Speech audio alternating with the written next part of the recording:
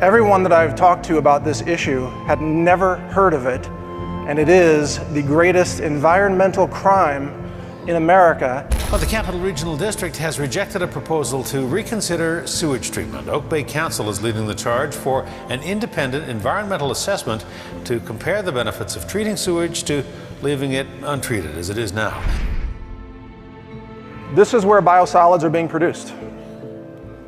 Everywhere across America, everywhere that a toilet flushes, everywhere that sewage lines converge in a city, they have a biosolids problem and they have to get rid of it.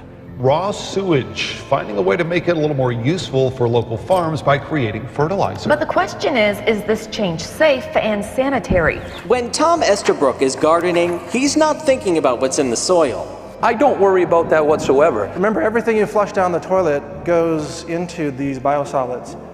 If you wouldn't put it in your own garden, don't flush it down the toilet. Many of you may or may not know, but EPA regulates under our environmental statutes like the Clean Water Act, like the Clean Air Act. But there's no Clean Soil Act, which means that the government has said we can mass pollute the soil and call it legal and call it green and call it recycling. So we now have government legalized pollution, and it's been legalized by the EPA, which I would say, in my opinion, is a highly corrupt organization that needs to be radically reformed to actually protect the environment like they used to do back in the 1970s. The EPA and we as a country have inadvertently created really a devastating vector for bioterrorism of ourselves. Biosludge always contains one chemical we found. There's one chemical that's a marker for it. It's Benadryl, the over-the-counter drug.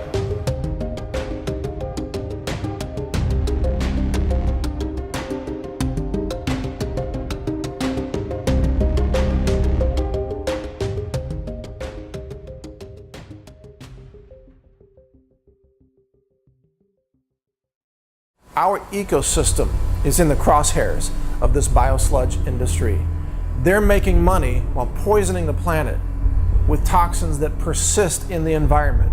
This issue is so much larger than at first it would appear. It's not just about toxicant exposure, it's actually about the very root of our species definition being completely undermined. Anyone can walk up to a sewage treatment plant, access a sewer line, and put tons of material in it that would never be detected.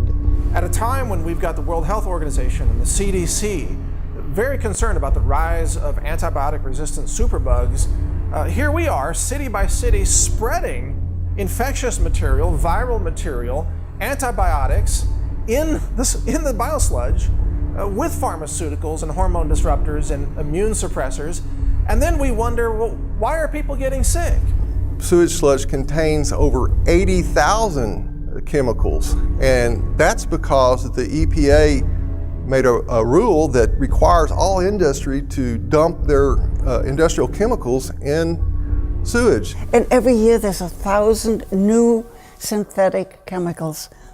And of course EPA keeps telling us it's nutrient rich. But what they are doing out of ignorance and greed is basically a form of domestic terrorism when unknowingly or unwillingly they spread the myriad of pathogens and toxins that cannot be eliminated from the natural environment.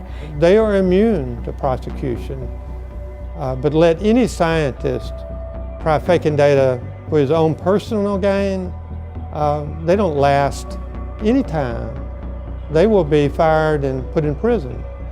But fake data for the government in its interest, in the industry's interest, and you will be promoted and protected at the highest levels. So this is a problem that multiplies itself in our living environment. All it takes is one person in one city to create a tremendous infectious disease event that can be extremely costly.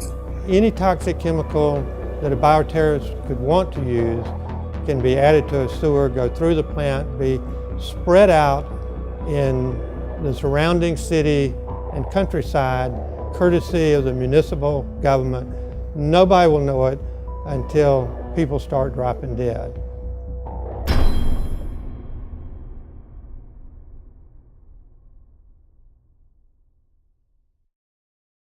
Rather than using the euphemistic term biosolids, in our work we prefer the term toxic sewage sludge. The sludge, the solids that come out of the back end of anybody's publicly owned treatment works or wastewater treatment plant is sludge. It is the solids. It is known as sludge under any federal definition. And because it is toxic material, we refer to it as toxic sewage sludge. Sewage sludge contains every single chemical that you can imagine, because every industry, every entity that's connected to a sewer can discharge their hazardous and acute hazardous waste, and treatment plants are not designed to remove these. So it is not a wild statement to say that the sewage sludge is likely the most pollutant waste mixture of the 21st century. Well, when humans consume all of the mostly processed foods, which are contaminated with a lot of man-made pesticide residue and insecticide residue. I mean, you look at the earth and it all starts really from the farms, and the plants are sprayed with all kinds of industrial chemicals and herbicides and pesticides, and it's really like a revolving system that goes around, because then you have rains and you have the water runoff that goes into the rivers and into the lakes and contaminates the water. So this whole system just circulates around, and then it goes to the human. Biosolids is a stream that's exiting a wastewater treatment plant. And probably the best way to describe it is a wastewater treatment plant takes inputs from the sewer system, and it's split into two separate streams. You have a liquid stream and you have a solid stream. The solid stream is known as wastewater effluent, or wastewater. You know, these companies try to recirculate this, and they try to recycle all this chemical sludge instead of figuring out ways to ecologically eliminate that and take that out of the ecosystem or out of the cycle for good. It just keeps revolving around into this same cycle and this same cycle over and over again. And then they make fertilizers out of it. They use it for soil preparations. They figure out ways that they can take this toxic sludge and then use it for their advantage, so they can turn it around, since they have to process it anyway and then make money off of it. Yeah, so people eat all this food and live this, toxic lifestyle, and then they go to the bathroom when they can, because most people are constipated anyway, and then they just flush the toilet and they think everything's gone. So it's like a flush and forget type of scenario. And they don't realize that it's right back on their dinner plate 3 weeks later.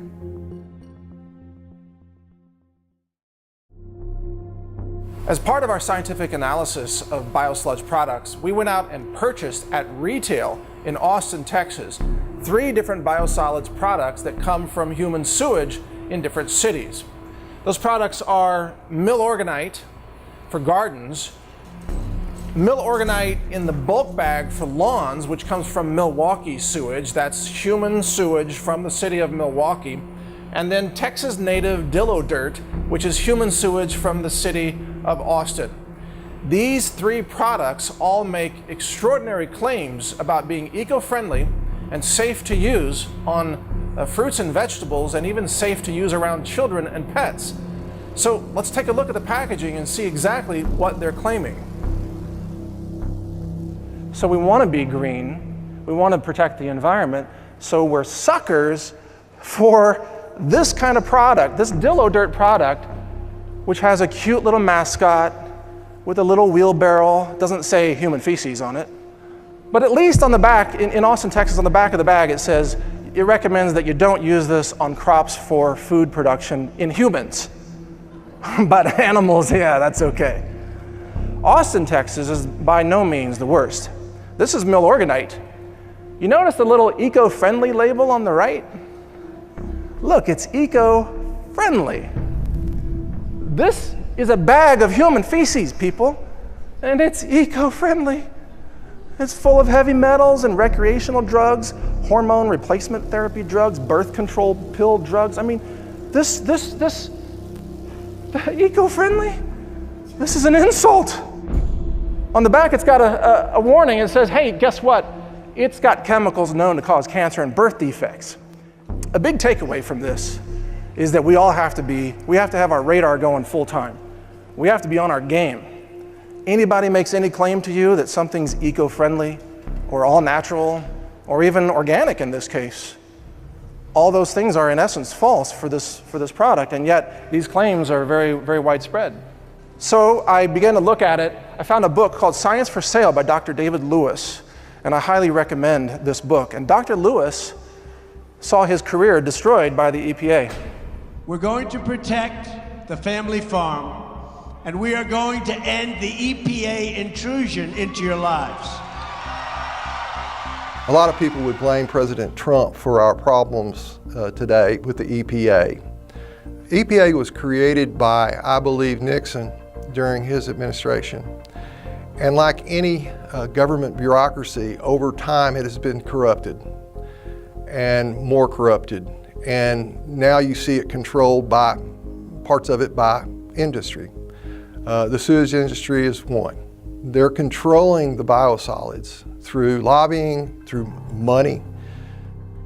It will be hard to take that down.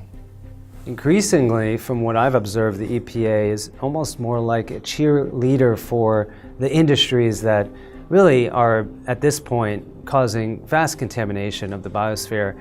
When recently Monsanto was allowed to petition the EPA to increase the exposure limits for Roundup, it was clear at that time that this was really a horrific decision due to the fact that we know now Roundup can actually act as a carcinogenic endocrine disruptor in the parts per trillion range. The EPA is not what it used to be. I believe it was at least created for all the right reasons. At least I'd like to believe that. That the reason for bringing EPA to life was to really protect the environment. But what EPA is doing right now, it's far from the environment and far from protection. I think people like David Lewis, who was at some point EPA senior staff scientist, and who now are outspoken, independent scientific voices out there, can again have a say in how EPA functions. I worked at EPA for 32 years. Beginning in 1970, when EPA was created, EPA was a good agency, had good intentions, good scientists. That changed in 1993. There was a mass exodus of EPA scientists at that time. So the scientists that remain at EPA today is a different culture than when EPA was created. I am speaking out because science was everything to me, and science is all about the truth. My life was dedicated to it. Once science at EPA was no longer about the truth, but it was about supporting certain industry practices and certain government policies, I wanted no part of it. But rather than walking out the door like many of EPA's scientists did when that happened, I decided to stay in. I filed a series of whistleblower lawsuits to get discovery documents. I wanted to understand how this happened, and I felt like I could do more for science to tell this story than I could in a laboratory producing data that would never see the light of day anyway. In the federal government, when data are fabricated, they can get away with anything in the way of fraud, covering up adverse health effects, faking data. The individual at EPA who came up with EPA sludge policies, Henry Longest, in the mid-1970s, and was still protecting biosolids with fake data. When I left EPA in 2003, he received multiple presidential awards in the Rose Garden by President Bush, even though it was known all of the fraudulent activities he was involved with. They are immune to prosecution. But let any scientist try faking data for his own personal gain, they don't last any time.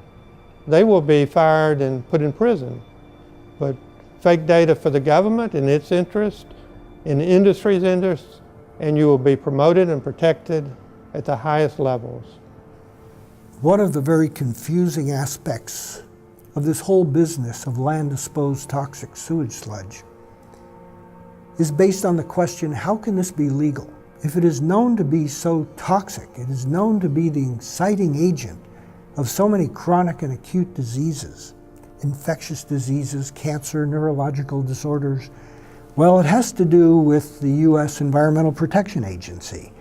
Years ago, they conferred the decisions on regulation and use of sewage sludge to the states.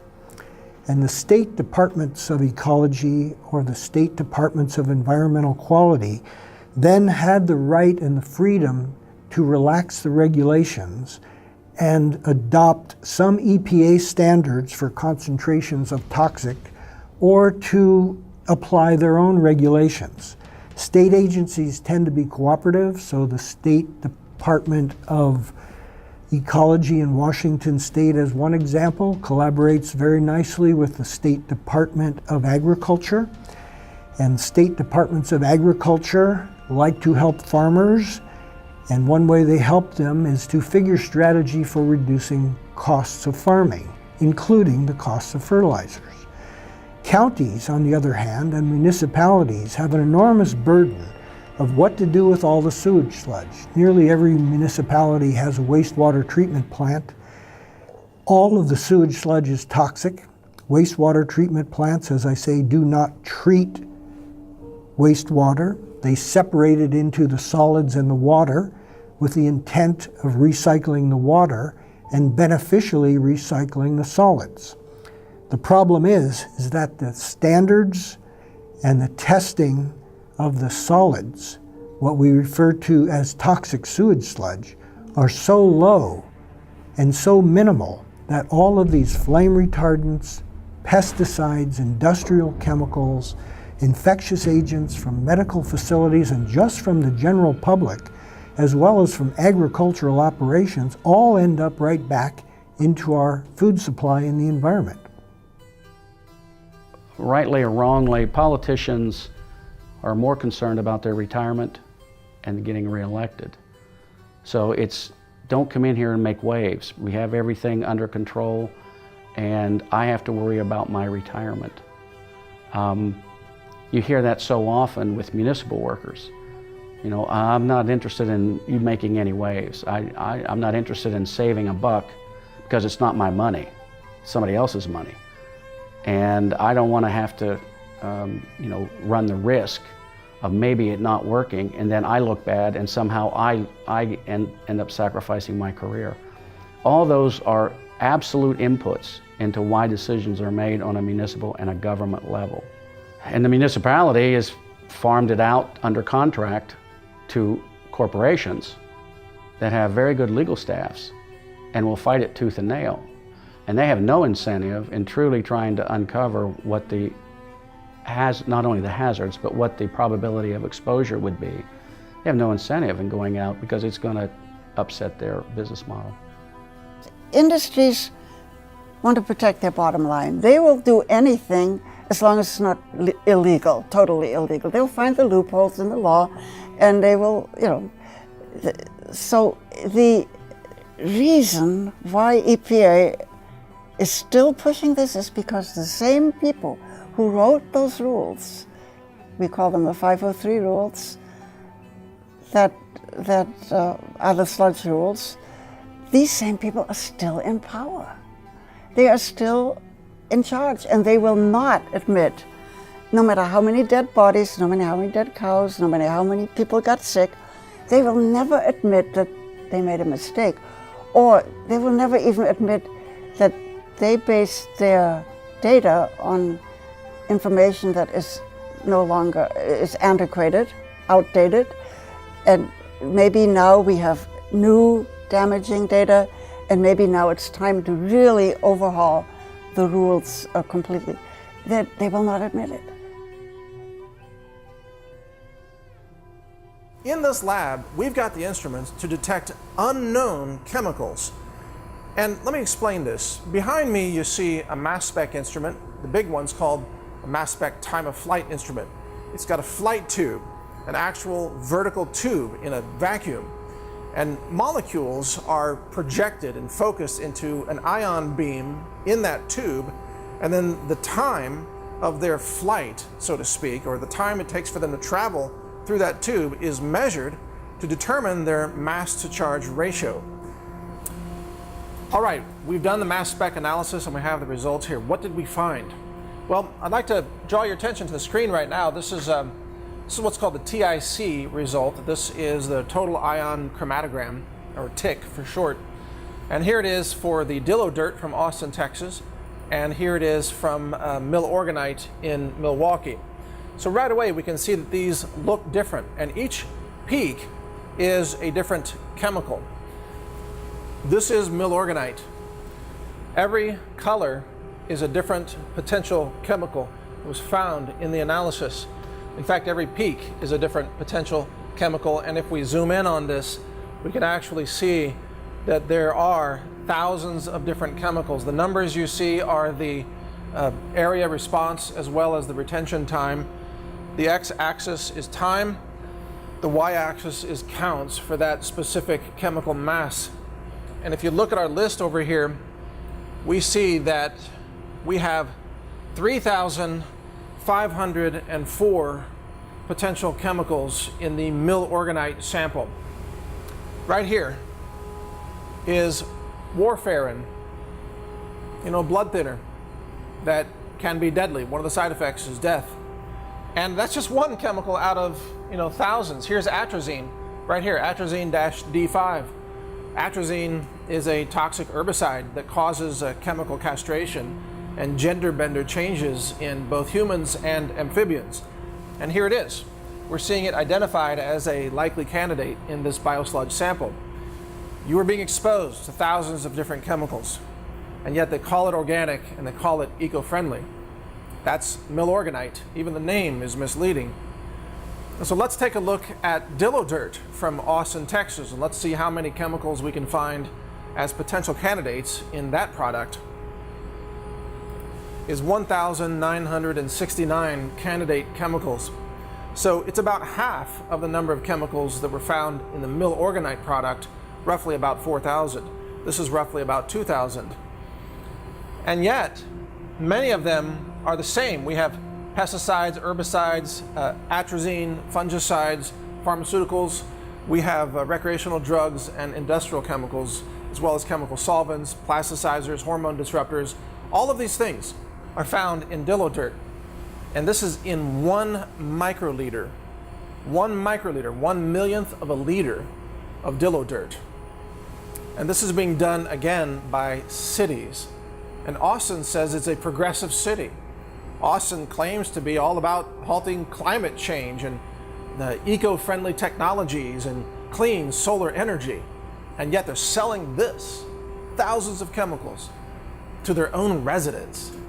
People are lining up to buy this stuff and put it on their gardens. They think they're home gardening with an organic fertilizer.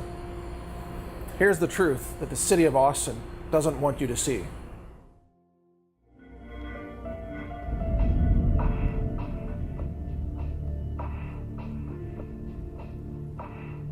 I think one of the biggest issues with biosludge is that when we really look at our definition as a species today, we are primarily microbial as far as the genetic contribution alone. So microbes, fungi, bacteria, and those microbes come largely from the food we consume and ultimately the soil that it's grown in. So when you're using biosludge to produce the food that then becomes the basis for our microbiome and our species definition, this issue is so much larger than at first it would appear. It's not just about toxicant exposure, it's actually about the very root of our species definition being completely undermined, and ultimately the trajectory is towards the degeneration of our species if we continue using this as a soil amendment.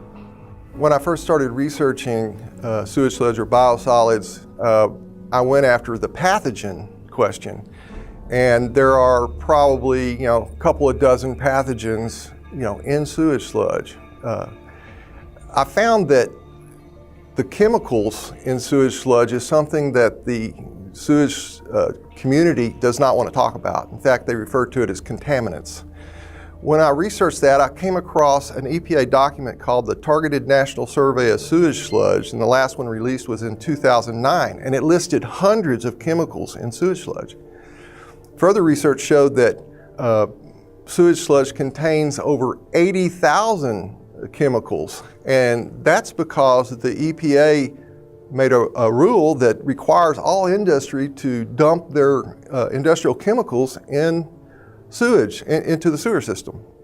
So what the farmer's getting that doesn't even have a clue about are all these chemicals, and nobody can answer the question what degree of hazard, what concentrations of chemicals are in biosolids. About 90,000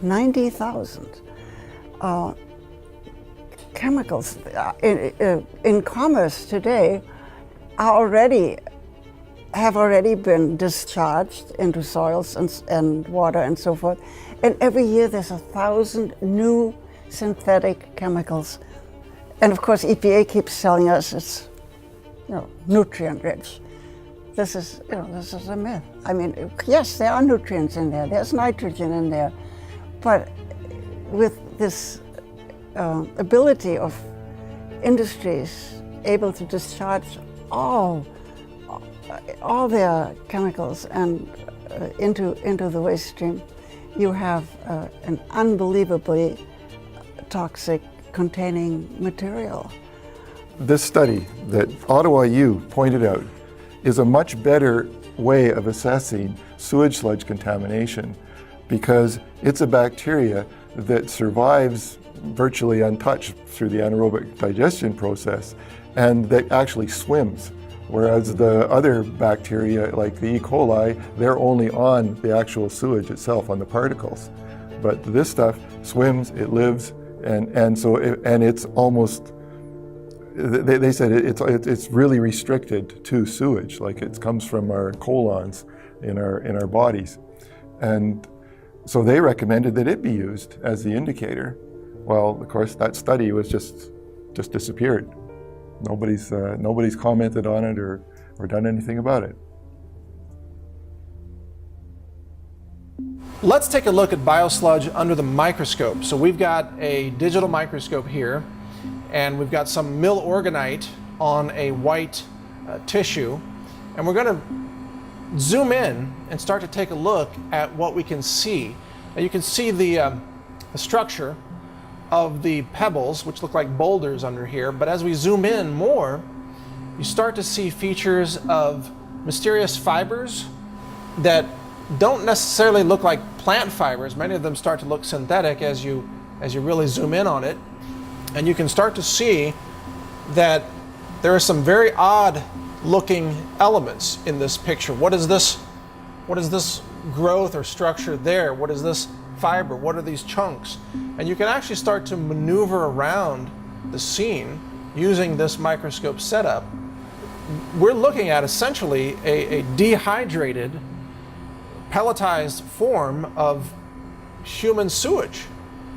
And it should be no surprise that it's full of all kinds of questionable and disgusting things.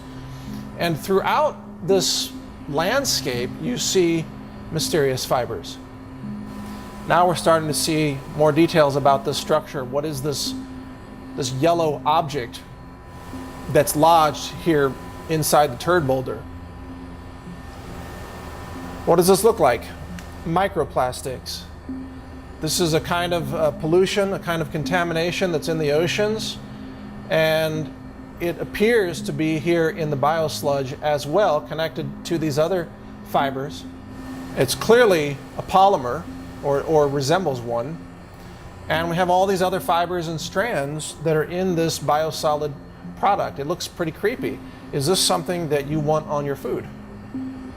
We zoom in here, here's another, it looks like a polymer of some sort, mixed in with everything else and all these bizarre fibers. And whatever this mass is here that has glommed on to this turd boulder, you know, this is what you're putting on your garden, people. This is what's going on your food.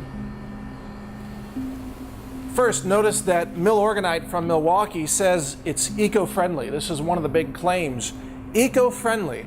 So if you take a concentrated form of human sewage, viruses, heavy metals, even industrial waste, all kinds of toxins, and you concentrate them, you can call it eco-friendly, according to Milorganite.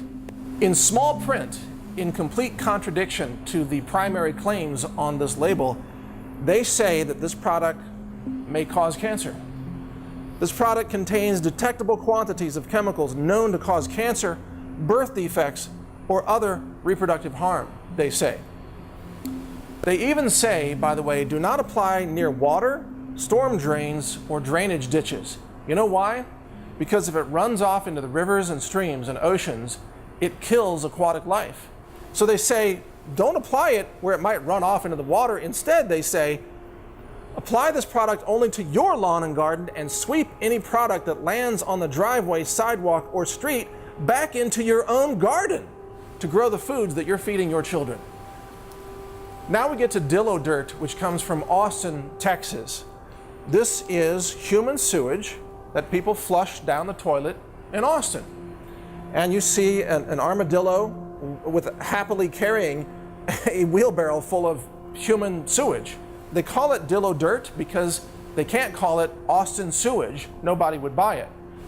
Now, in every case, these products claim to meet state standards and federal standards, which are, of course, a joke when it comes to real eco-sensitivity and human health.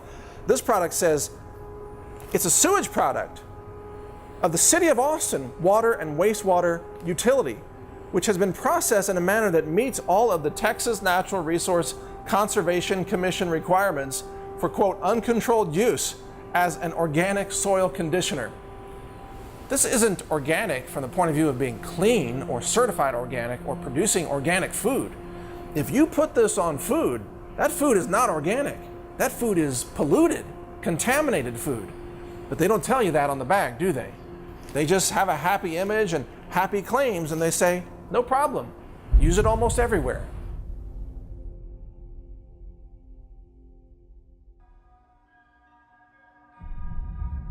The E. coli, there's 157 different serotypes of E. coli in somebody's gut. So there is the potential, for example, the serotype of E. coli I have in my gut, probably my family has the same serotype. There's only one chance in 157 that the E. coli in your gut is the same in mine. So you could actually, your E. coli would make me very sick. So, but there's 156 chances out of 157 that I'm going to get sick if I get contaminated with your E. coli. All 157 varieties are in biosolids.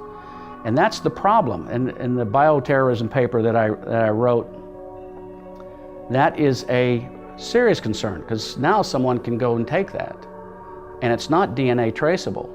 It's as simple as going out to the field that you throw biosolids out, putting it in an 8-ounce jar, adding a little fluid, a little water to it, putting it in a spray bottle, going across the U.S. and spray it on salad bars as you go from town to town.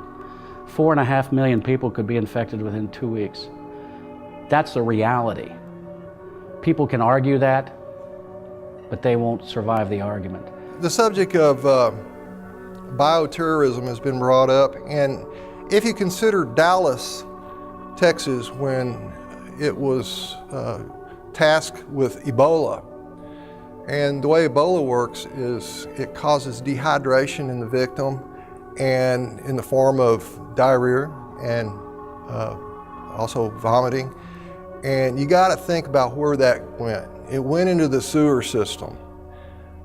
It went down the sewer system and ended up in biosolids.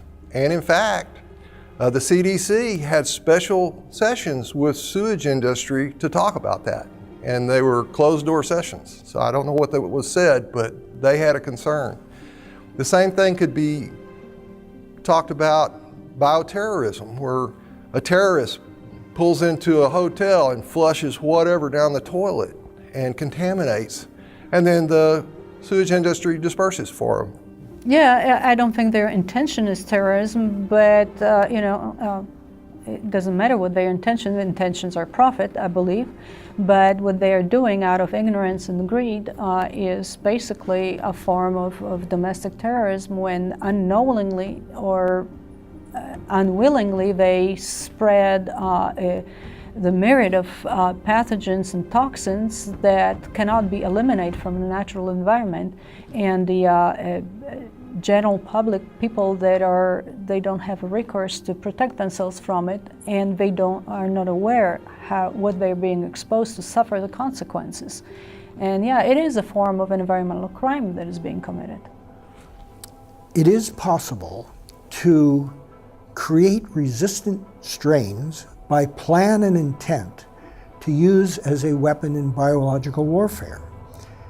The intent of that kind of behavior is to cause primary infections in people who may be consuming the food or water. The secondary, unexpected, but appreciated consequences of this activity is that all of the victims of this first biobomb bearer are the people who get exposed to the sewage sludge and the wastewater effluent, where all of these people discarded their own waste. So this is a problem that multiplies itself in our living environment.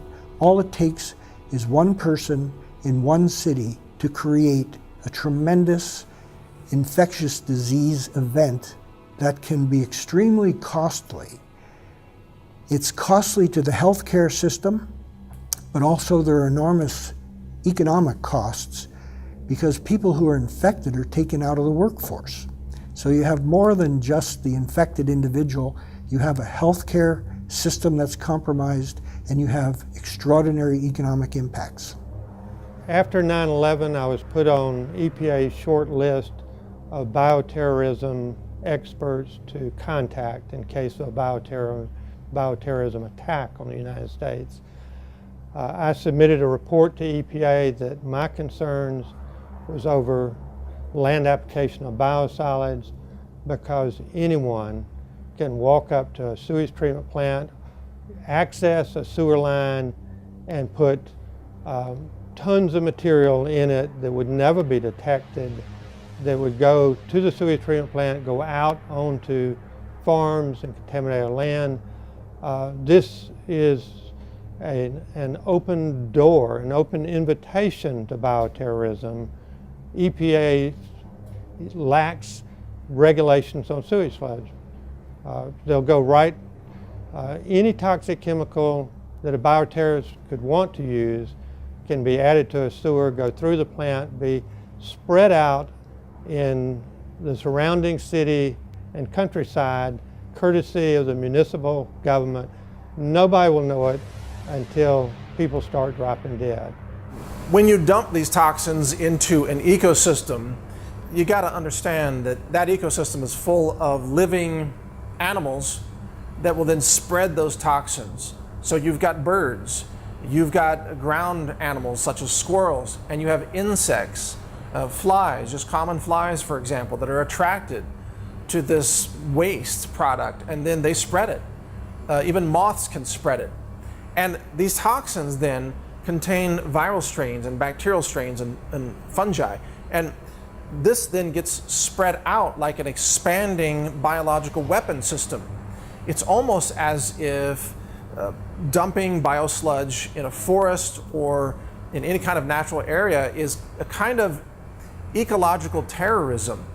If you were a terrorist organization and you wanted to harm the ecosystem and wipe out life in a forest, for example, you would try to find a substance like this that's full of thousands of potential poisonous toxic chemicals, and you would dump that and you would see life destroyed. Well, cities are doing that. They don't call themselves terrorists, but the outcome is still the same. It's ecological devastation. This is the extermination of life and the disruption of natural food webs and ecosystem interdependencies. And this is being done in the name of eco-friendly, sustainable, organic fertilizer. That's what's most astonishing about this. Here we have the absolute destruction of ecology, the destruction of life, the mass poisoning of our world in the name of being green. In this modern era, we would expect environmental firms and environmental organizations and environmentally sensitive agencies at all levels of government would be more concerned about human health and environmental health. For some reason, the need for human and environmental health have not caught up with our production of toxic waste. Residents of cities, of intense urban environments, seldom have an awareness of what happens to any of their toxic materials once they flush, once something goes down a drain. Where does it go? What happens to it? What is the fate of those materials?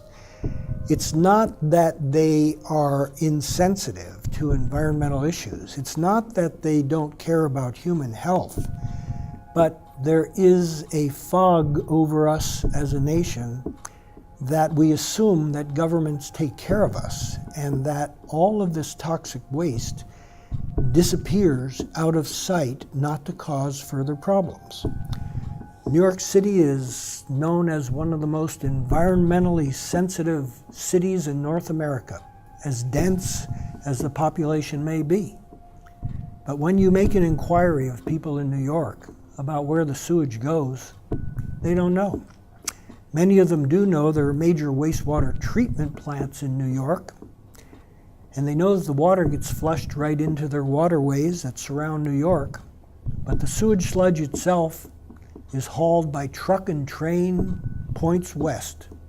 Pennsylvania and other states west become the receiving grounds of these thousands, hundreds of thousands of tons of sewage sludge just from New York alone. And it goes on the food crops that go right back to New York, because New York City doesn't really grow any food crops of its own. So they're recycling the toxics right back into their own environmentally sensitive community. The toxic chemicals that are in sludge now that's been applied to land, most of those are going to still be a problem centuries from now in the soil. The next ice age will come and go, and when the ice recedes, there will still be heavy metals in all these soils.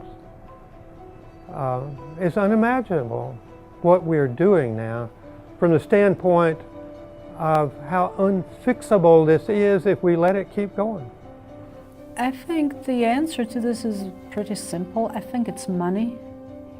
And you can make a lot of money on climate change scare, and you can make a lot of money on easy money on distributing the sludge. And if you eliminate that, I think it is profit that drives those eco trends and scaring people into believing that glaciers will melt and we will all drown because the oceans will rise and all that, and because of a human activity. But there is a human activity that actually destroys our environment, and that is for example, applying sludge on agricultural land. And that is not being reported, and that's maybe I'm simplifying, and I probably am simplifying the reason, but I think it's human nature. It's money, it's careers at stake, it's a status quo, maintaining the status quo. We are resistant to change. What I think, and what has happened around the country, is companies like Synagro, these sewage companies, they will contribute money to these organizations, and they let them know, and then the organization feels like they owe them a favor. People are only green until they have to remove money from their wallet. Big companies are the same way. oh, let's talk about a good PR program here. We are definitely environmentalists. No, it's going to cost you $200 million for you to fix your wetlands problem. Well, we're not that green. I'm not going to spend that. I mean, everybody's green until it impacts them. That's the problem. They have no vision. They're only looking at it from a PR point of view as how does it generate more revenue for me? How does it generate more benefits for me? So making a shit brick and forcing people to buy it doesn't do anything for them. This is an attack on not just science, it's an attack on humanity. It's an attack on the integrity of the food supply. It's an attack on the sustainability of life on our planet. Our ecosystem is in the crosshairs of this biosludge industry. They're making money while poisoning the planet with toxins that persist in the environment and in combination may have unknown consequences for ecological health and human health. This could be affecting fertility for generations yet to come.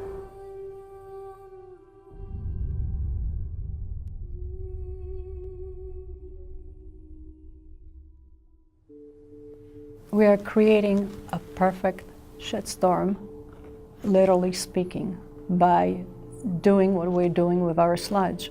That it's basically a perfect recipe for long-term horrible consequences for natural environment and for humans.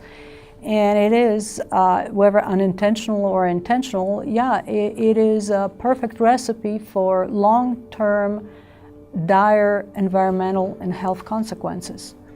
An approach like Switzerland, I believe, is one of they don't do any sludge application in farmland because people don't like it, and actually Swiss government listens to their people, and they used to do that, and people spoke their mind, and they don't anymore. They incinerate it. But other countries, such as in Scandinavia and Europe, Germany and Switzerland in particular, in many areas have totally forbidden and abolished the land disposal of sewage sludge. So by default, they have to move to the thermal conversion or thermal decomposition alternatives. So German engineering and ingenuity have come to the fore in the production of new thermal conversion systems for converting sewage sludge into useful products for industry. But by incinerating it, you see, you've destroyed the toxic organic molecules. You've destroyed the pesticides and the herbicides. You've destroyed the hormone disruptors and the pharmaceutical hormone drugs, HRT drugs and so on. It's the incineration that is the critical process here. Now, you haven't eliminated all the heavy metals, but you've eliminated the organic molecules, which really is the greatest threat to this, and you've killed viruses and bacteria and fungi. Incineration is such a simple solution. You might wonder, why aren't cities doing it? Well, because it costs them money.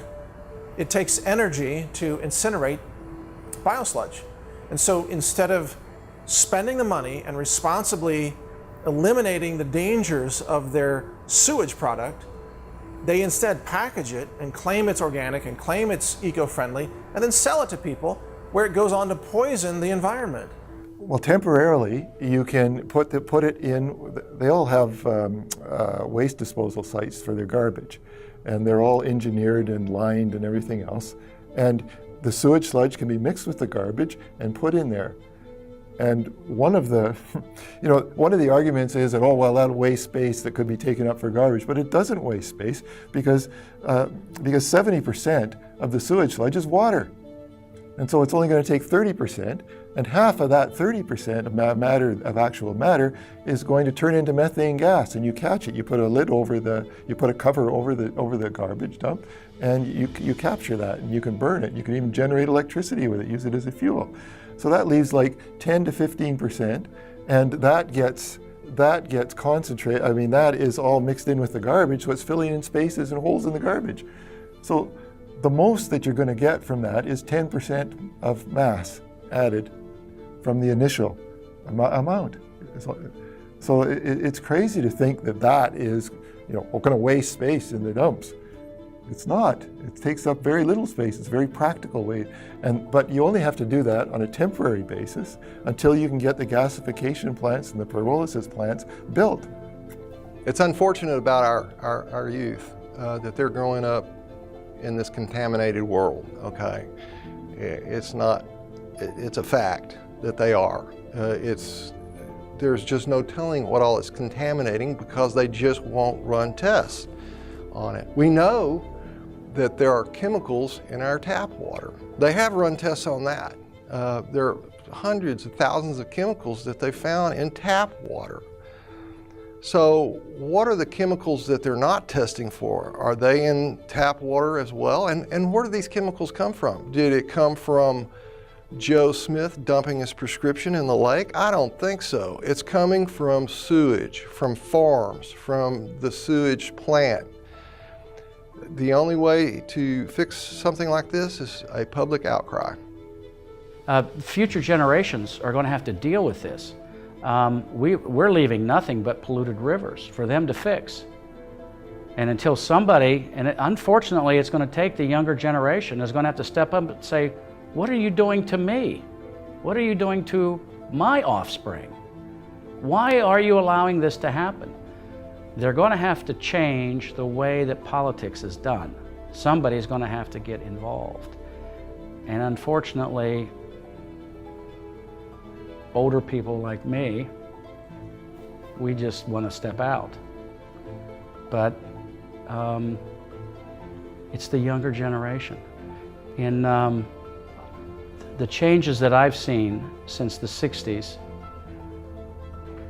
are unbelievable. I can't believe that we've got to the polluted state, and this is in my lifetime. So that's less than 100 years. What's going to happen in 200 years if we don't turn this around? This is pretty serious stuff. Nature will always survive. I'm not so sure about human beings.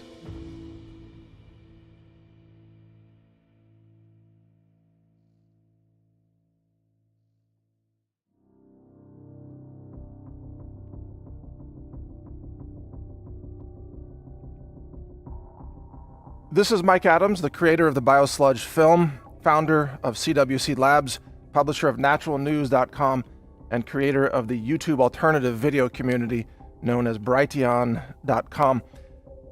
I'm bringing you a special commentary here because every institution in the world is trying to hide this biosludge issue from you.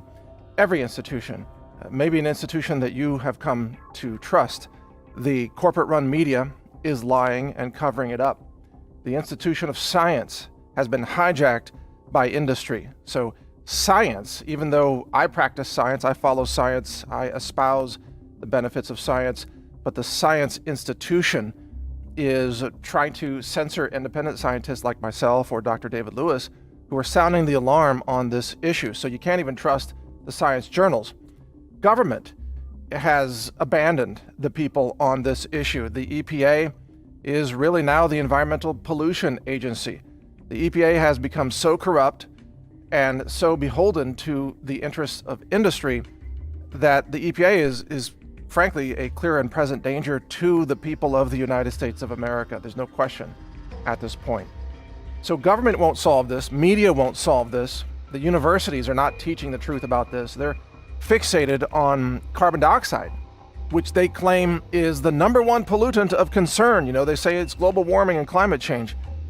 So it's sleight of hand. They want you to look at carbon dioxide, even though CO2 is the #1 life-giving molecule for plants on our planet. CO2 is the regreening molecule. CO2 regrows forests. CO2 increases the efficiency of food crop production. CO2 is Mother Nature's molecule of life.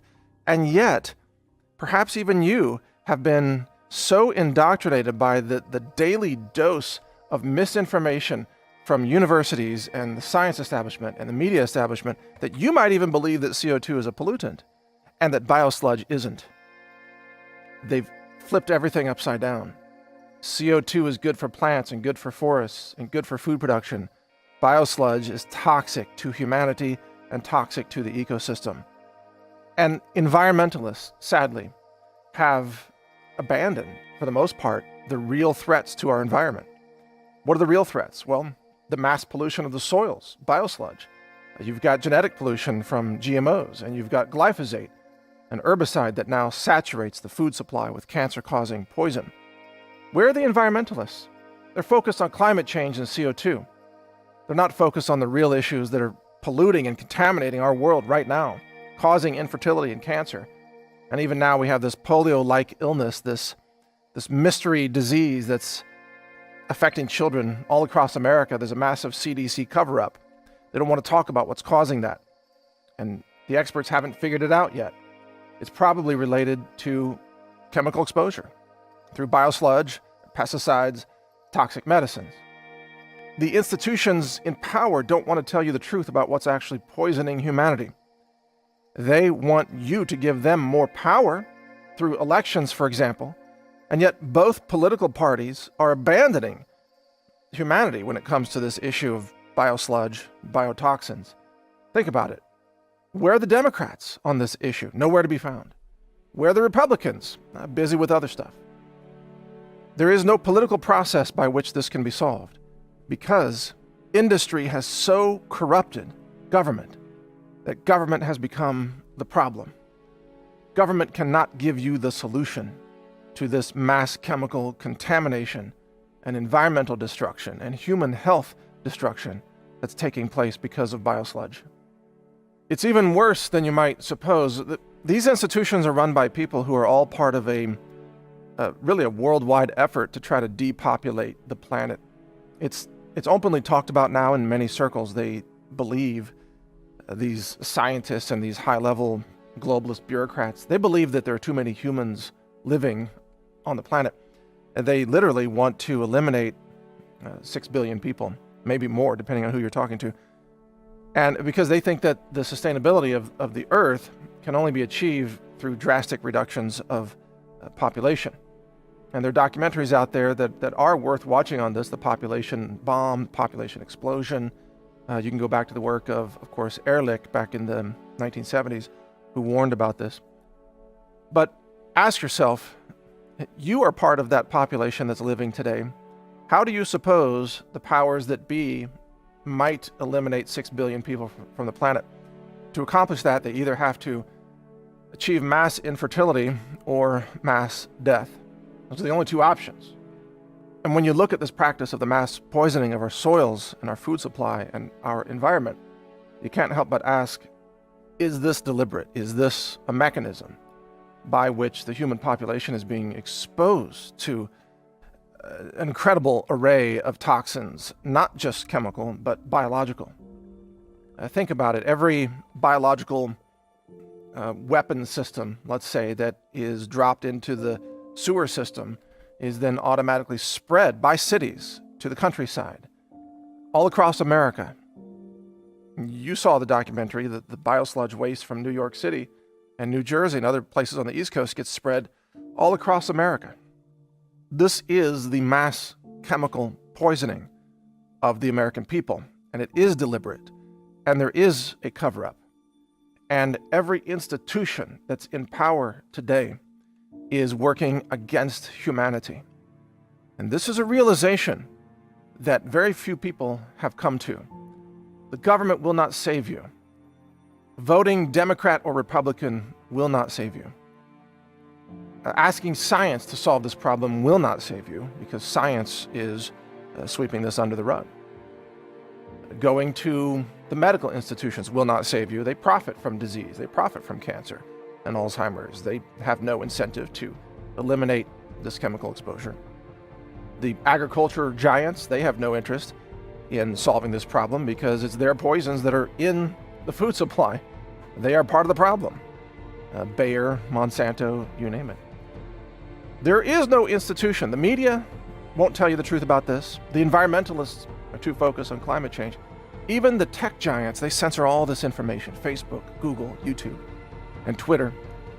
They've been censoring my work for years. YouTube completely shut off my video channel earlier this year so that you could not see the videos that I'm producing. Videos that warn humanity about what's coming, about what's happening. YouTube is evil. Google is intensely evil. Facebook is evil. And they will censor anybody who talks about the true story of what's happening with Biosludged today. Because they do not support the environment. They do not support independent journalism. They do not support real science. They are controlled censors. They are controlled tyrants. They are authoritarians. And anyone who dares to question the status quo, even if that status quo is engaged in the mass murder of humanity, they will be silenced, censored, shut down, shut off the internet, and viciously attacked on top of that, smeared, slandered, you name it. I've had all that happen to me, which is why I've put out this film for free. It's why I'm encouraging you to post this film to your own YouTube channel. Just give us credit, link back to brighteonfilms.com, but post it everywhere. Post snippets from the film. And we're going to do more. In the name of humanity, we're doing more. And we've got films coming up, all science-based films that will absolutely blow your mind. The next one is actually a short film that it'll rock your world. And it'll be censored. But if you go directly to brighteonfilms.com, you'll be able to see it. In fact, let me give you a few tips how you can stay in touch with my work. Number one, you can read naturalnews.com. We have announcements there. You can join the email list there for daily email newsletters. Cover all this and much more. You can go to brighteonfilms.com and sign up to the email list there, and we'll alert you every time we release a new film. You can also just go to brighteon.com and join that online video community. And right now it's mostly political videos, but soon we're breaking that into segments. You'll have health, environment, survival and prepper videos, plus then politics and news. All that will be there in different segments, so you can choose the segment that you want. Most of all, you've got to wake up, and you've got to help wake up others. You know, there's such division in America today on politics, but it's all a scam. They've got us focused on hating each other for political reasons, or hating each other for race reasons, or some people hate white people now, and some people hate black people, some people hate Christians. This hatred and division, it prevents us all from working together as a human race to save ourselves from the massive death cult, really, that government and industry has become. This collusion between industry and government, it's a death cult. It's a murderous regime. And if we don't stop them, all of us together as human beings, if we don't stop them, they will destroy our world. They will destroy our ecosystems. They'll destroy the aquatic marine ecosystems. They'll destroy all the fish in the sea. They'll destroy the land, the air, and the water. They'll destroy the food supply, and this is part of their goal. They literally do not want you around. They do not want humans to continue to proliferate. This is their stated goal. So if you want to survive, if you want to have a future for humanity, somehow we the people must really overthrow this entire system of government and industry and corruption. And this is not against free market capitalism, it's against corrupt capitalism, corrupt free markets. Some of you may say, well, free markets are the problem. No, corruption's the problem. Because look at communist China, the worst environmental nation in the world, run by communists. They pollute everything. They're murdering their people with a severity that we can't even imagine in America today. Communism does not equal environmental stewardship, not by a long shot. But neither does a corrupt free market system. We need honest competition. We need a meritocracy, I believe. But we need to hold our governments and our corporations accountable. And so there's room for that on the political left and with conservatives and libertarians as well. Everybody who wants to live should be on the same side here, fighting against the mass pollution, fighting against the government corporate collusion and corruption that now typifies our society. It almost doesn't matter who you vote for anymore, you're still being poisoned. And so the solution cannot come through the ballot box. The solution can only come from we the people rising up and demanding an end to the murderous regimes of globalism that are trying to kill us off and kill off our children and even just erase our fertility. They want the human race to practically come to an end for whatever evil, nefarious reasons they have. They are the enemies of humanity. And they will not stop until they poison every single one of us. Actually, they've already done that. Every time you eat food that's grown in Biosludged, you are poisoned. Just living in modern society saturates you with poison. You can eat organic, and that helps, and I advocate that. But even if you eat organic, your body still contains glyphosate, it still contains, hormone drugs, it still contains plasticizer, hormone disruptors and mimickers. You are being biologically altered by the chemical intoxication of our environment.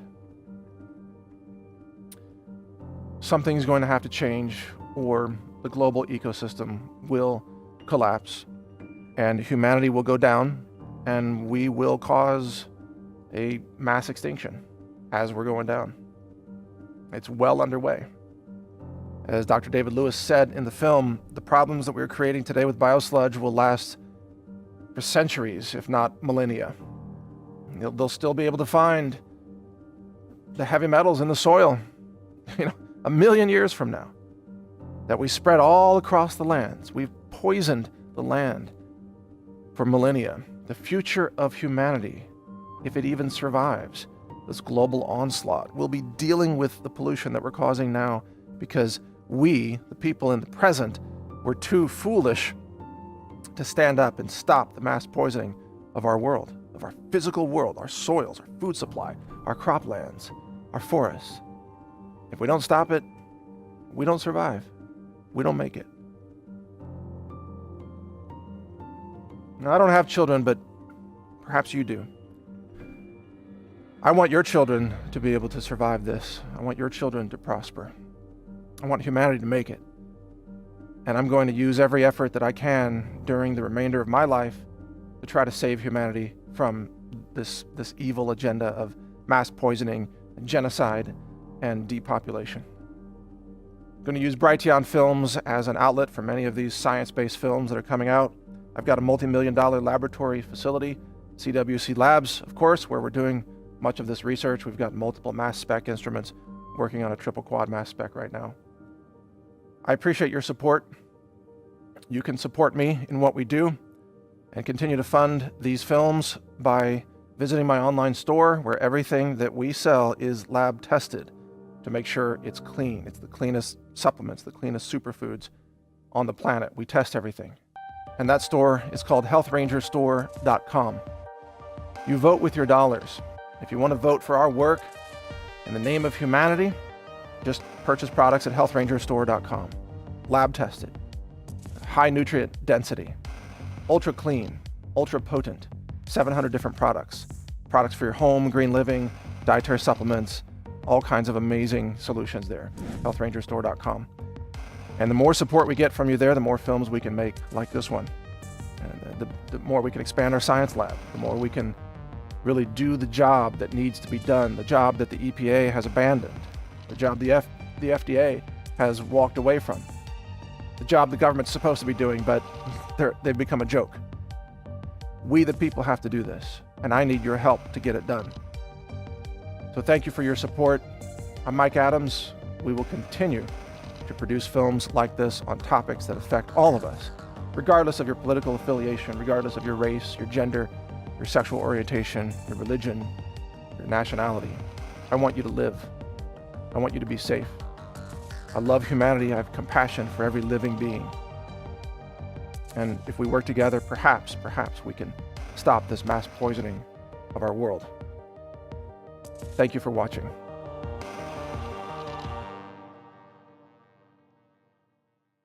Explore more educational films at brighteonfilms.com.